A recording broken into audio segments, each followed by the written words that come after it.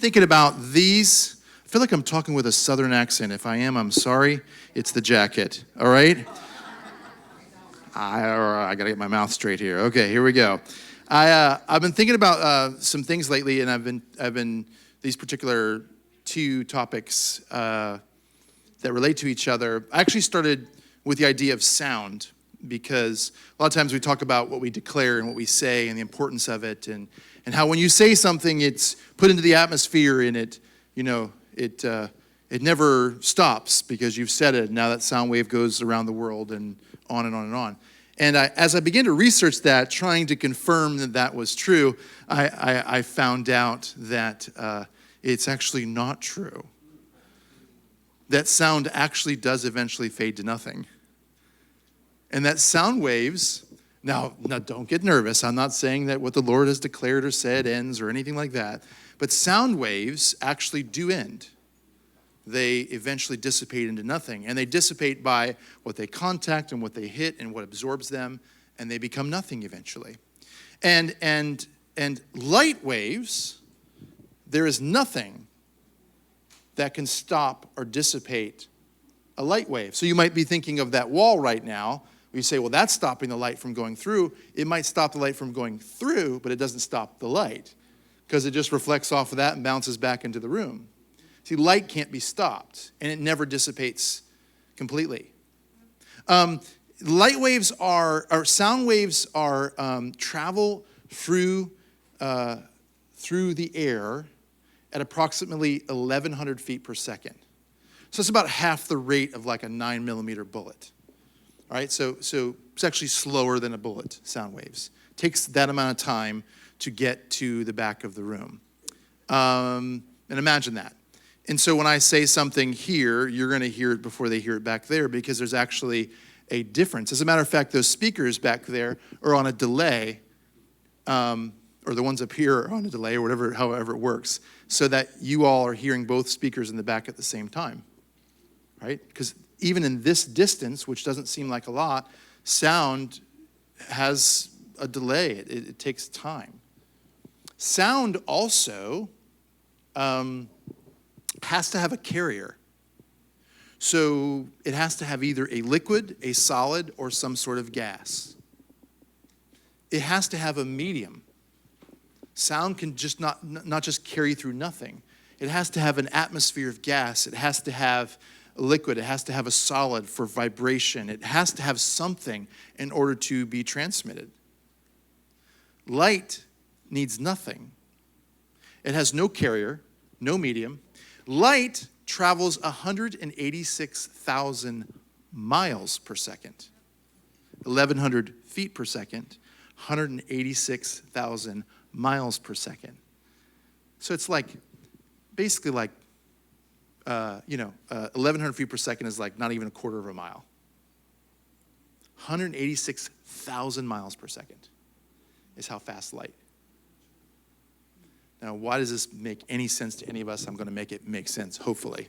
That's the idea. In the beginning, God said, let there be light. He spoke creatively with his voice, but he knew that his word in that moment had to create something that would be sustained throughout time. I'm going to say that again. He knew in that moment when he created light that his word needed to create something that would be sustained far after his words were absorbed by whatever. And from that moment forward, from the moment of creation when he said, let there be light, that light still shines today, and nothing has been able to dim it. So you can look throughout time. You can look at the 10 Commandments. You can look at when they worshiped a golden calf or built altars to pagan gods or martyred people in the name of God or whatever it may be throughout time that has happened, the different movements that have been done in the name of God, the dark ages, whatever stuff happened in the New Testament. If you move into our history, slavery, civil rights, different injustices throughout time that oftentimes were done in the name of God, none of that stopped his light from shining.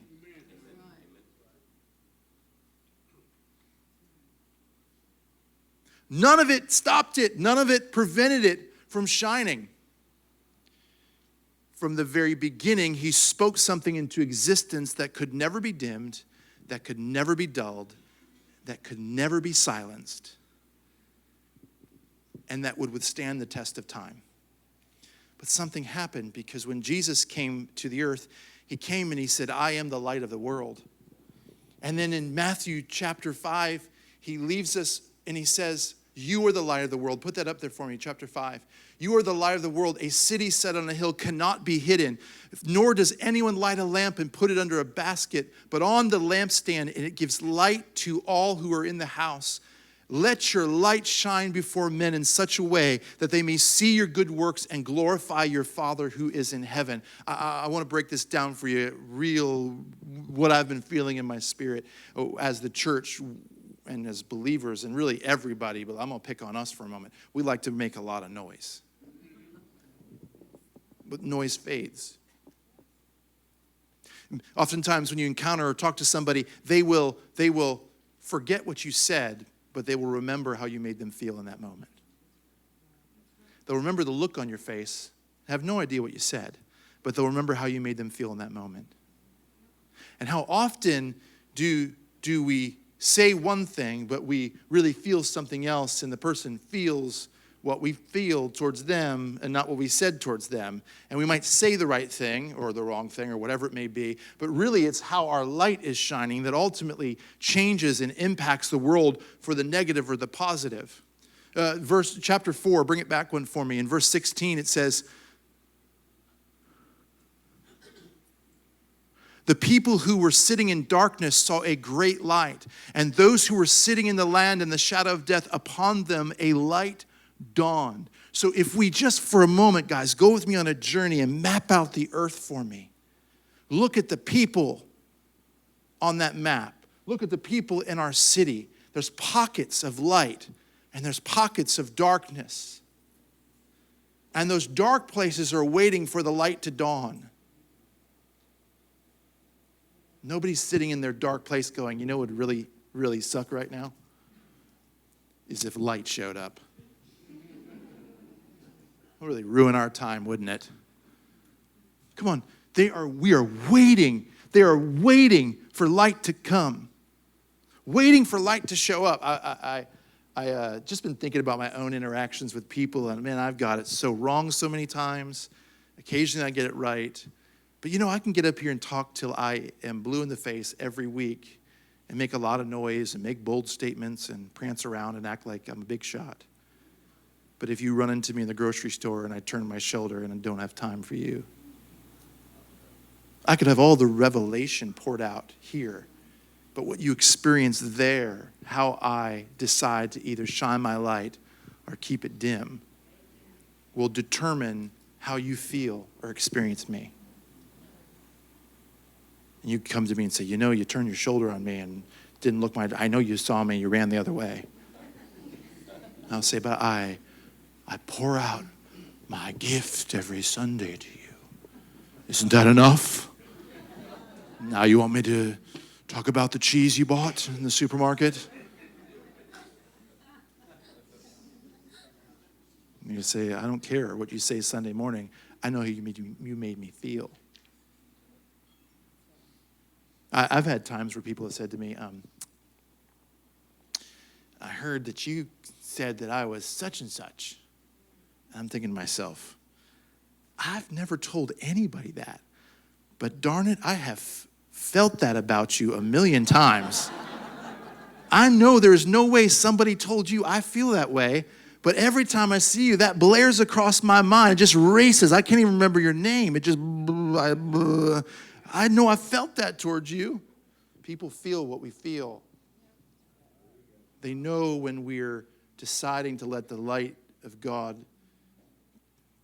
shine through our eyes and through our life and soul versus deciding that we're going to make a lot of noise and not back it up with new life.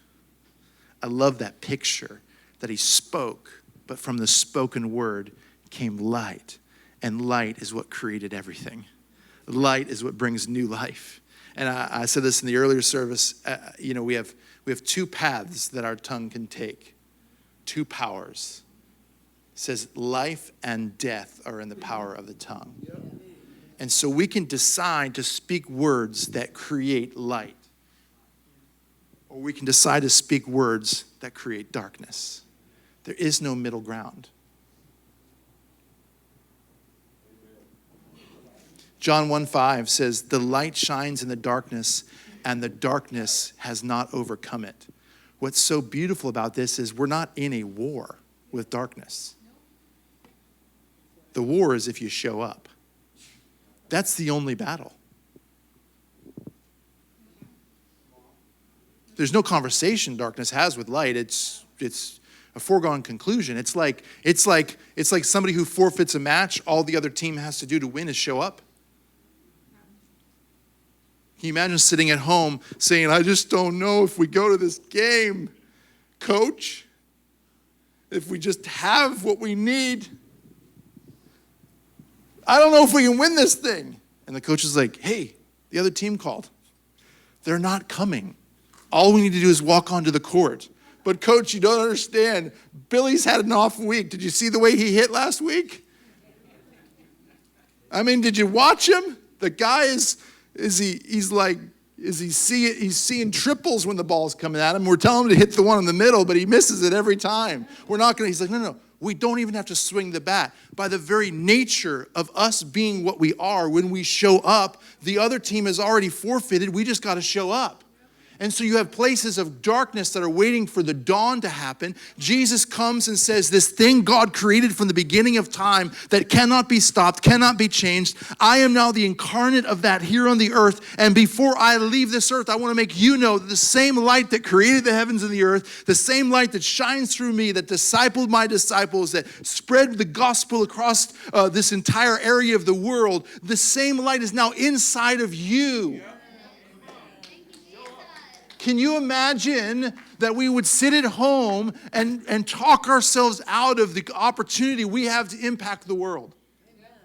I mean, we do. We come up with all the reasons why we can't do what we know we probably could do. We cancel or try to cancel the effectiveness of the light inside of us. But if the Dark Ages didn't do it, if slavery didn't do it, if worshiping idols and pagan gods and slaughtering children in the name of God didn't do it. Do you know that John Calvin stood idly by endorsing a man to be burned at the stake because he didn't get the Trinity right? The reason I'm looking at my mom is because the first service I said trilogy. I quickly corrected myself. I had a Star Wars moment and said trilogy. But I was like, I mean Trinity. Because he didn't see the Trinity the same way. And if you go online and you research it, you'll find out, no, Pastor Dan, you're wrong. The theologians have corrected you. He did not endorse him being burned at the stake. He just endorsed him being killed by hanging. And they decided him to burn at the stake. And he made an appeal to the court that said, I think burning at the stake's a little, it's a little too dramatic, guys. Let's just hang him instead. Because he didn't see the Trinity. The role of the Father, Son, and Holy Spirit, and how that all lined up with faith. John Calvin. When are we going to get to a place where we realize that all of these things that we think we have to make noise about and we have to argue about and we have to get into this about and that about, I mean, at the end of the day, that fades, and what people are going to know is how they felt when you talked to them, how they felt when you looked at them, how they felt in your presence, and if they didn't feel loved and they didn't feel the light of God shining from the inside of you. 1 Corinthians 13 says you can give your body to be burned at the stake. You can give everything you have to the poor. You can prophesy the paint off the walls. All of that amounts to nothing if those people that you're trying to communicate to with that noise don't feel the light of God inside of you. Listen, I love a good debate. I love to have a good conversation with people. When I have a topic, people have perspectives in a respectful way, bring it on. Even if it gets exciting and heated, as long as it's respectful. I'm not talking about dialogue and debate and questions and disagreements and that sort of stuff. I'm talking about when we think that our most important thing about us is what we say, when really it's how people feel. and what they see in us. And what they feel is based on what they see in us. Because this is cheap. On Wednesday night, I was here Wednesday night, and the Lord spoke to me that somebody in the congregation, a couple in the congregation specifically, was talking about giving a sum of money. And I called that number out. And one of them came up to me after the offering. I wasn't speaking. I was actually doing kids' church. I taught the kids on Wednesday, which was a lot of fun. Still have my hair. And one of them came over to me, and she came over to me in the room, and she said, by the way, the couple you were speaking to was us. We're going to drop a check off. Praise God. That's great. You know what I'm waiting for? The check to get dropped off. Because, honey, you can say whatever you want until the check gets dropped off. Do you hear me? That's right. Now, this couple, the next morning, dropped a check off. They followed up with their words, what they said they would do. And I really believe that the world, they followed up with their actions, what they said they would do with their words.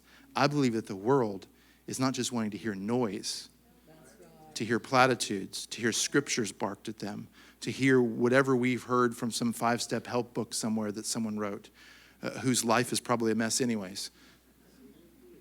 I believe they're looking for us, maybe to say something, but to back it up with how we make them feel and what they see inside of us.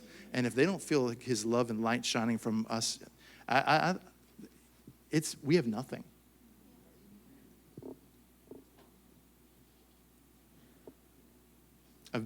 I've been around folks before. It's like, you know, and preachers are notorious for this. It's like, stand up, Michael, for me. You're going to be my guest.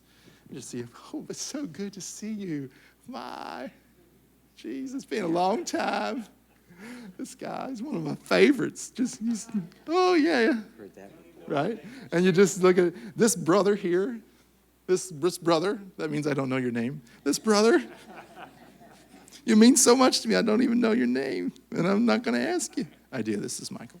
But it's just so good. And when you're done, you're just like, I just feel like somebody should check my back for like a post-it note or slime running down the back of my head. Like, what just happened right there, right?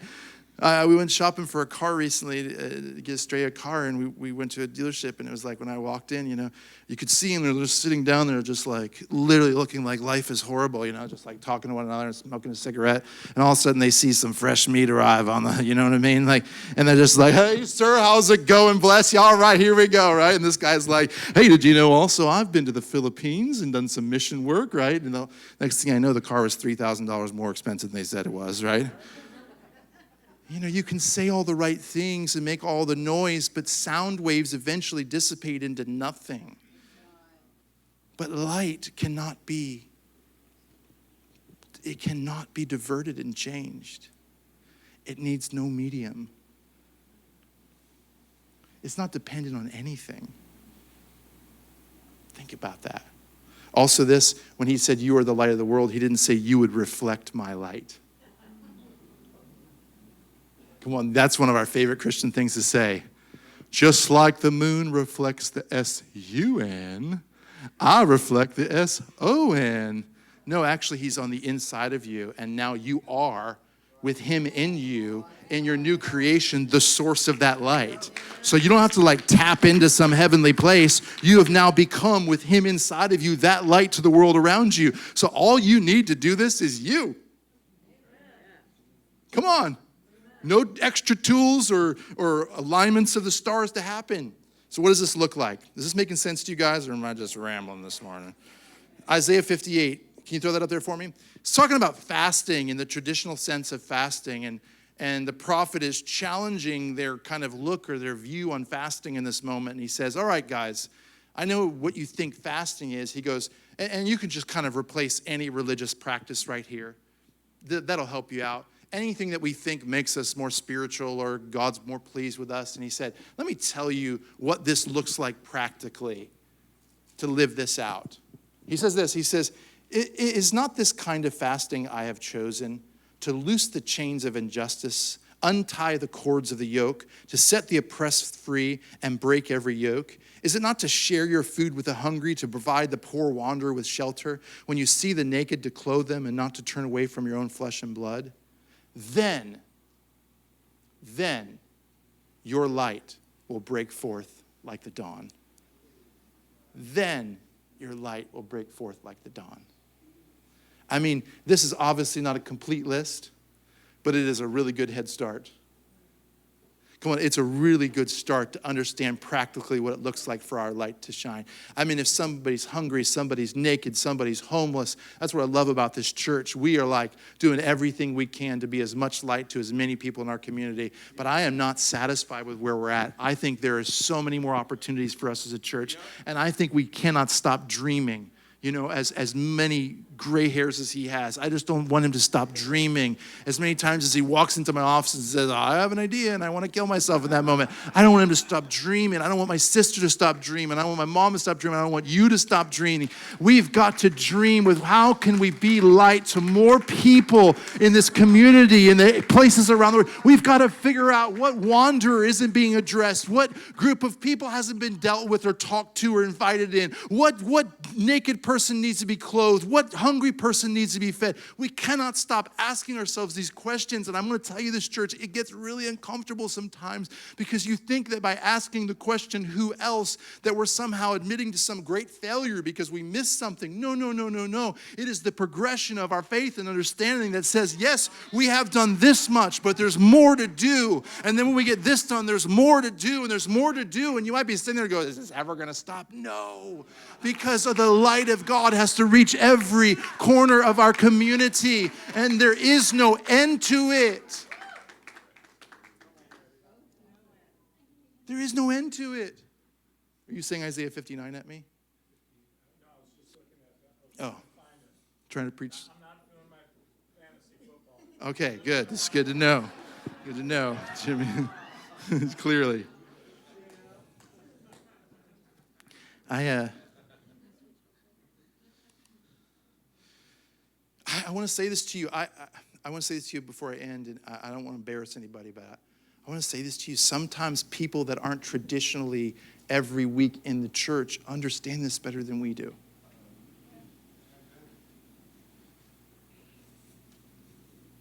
I'm going to pick on you, Lee. Is that all right? And who? Lee. Oh. Your buddy. Lee helped, not just help build, but the place is named after him, the Lee Wetherington Boys and Girls Club, long before he met us. And Lee would admit to you, I haven't always been in church or that be my thing. He'll admit that to you. He's an open guy. But he understood it. He understood that I have some resources. I've been successful building homes and being wise with my money and investing, and I've got some resources, and where are some places that are dark that I can light up? He's gone into multiple boys and girls clubs and rehab rooms for them and poured resources into it, and it's such a picture.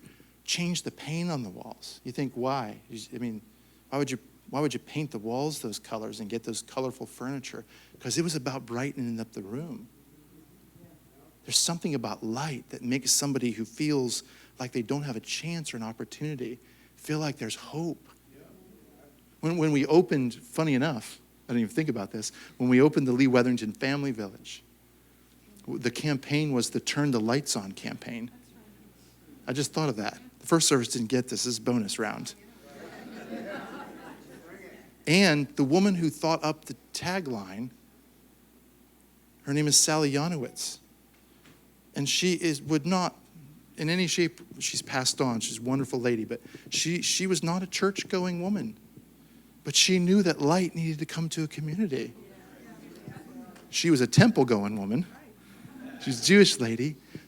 Like, can we take, and Lee loves the Lord. He's an amazing, amazing example of just what it looks like to be the hands and feet of God to a community. So we love you so much.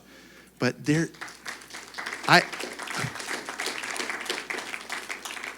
You may not have the resources of the person sitting next to you, but you have you. And I'm asking you, what's in your hands? I'm not even taking up an offering. Where is there darkness around you that you can bring light? Not just noise, light.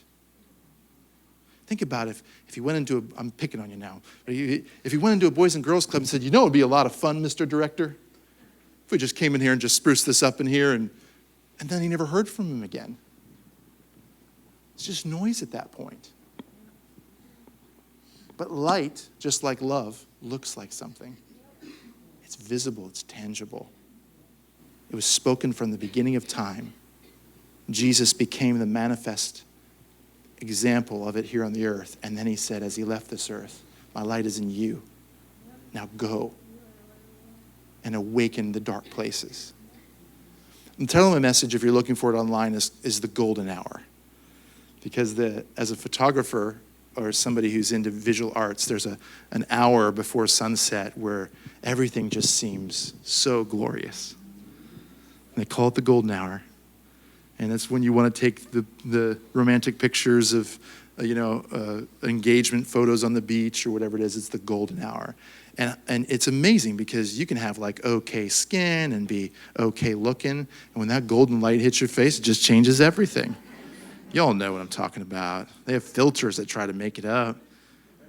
But I'm telling you, there's something about light that goes into places and transforms people's perspective and changes even what they see in themselves.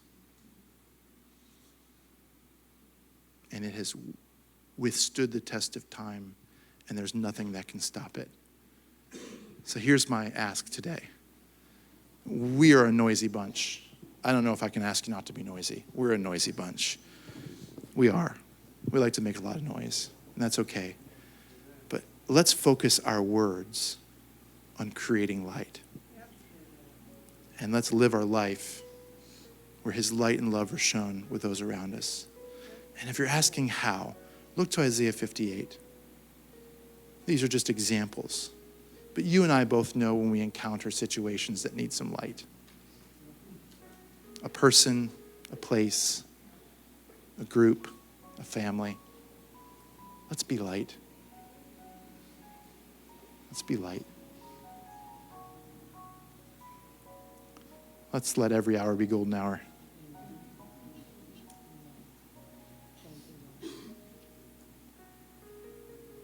He closes out the book by saying, if you're naked, if you're hungry, if you're an orphan, he says, what you've done unto the least of these, you've done unto me.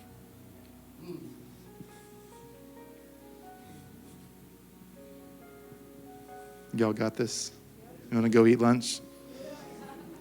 Let's bow our heads and pray. Can we do that together? Father, we thank you that you are light, that you came to this world. Don't bow your heads. I got to tell you this. This is great. This is funny. Sorry, psych. You were all excited. I got you all excited. You're thinking about, I'm going to go to Chipotle and I'm going to order, what did he just say? Betty, did he say we're not doing the prayer thing now?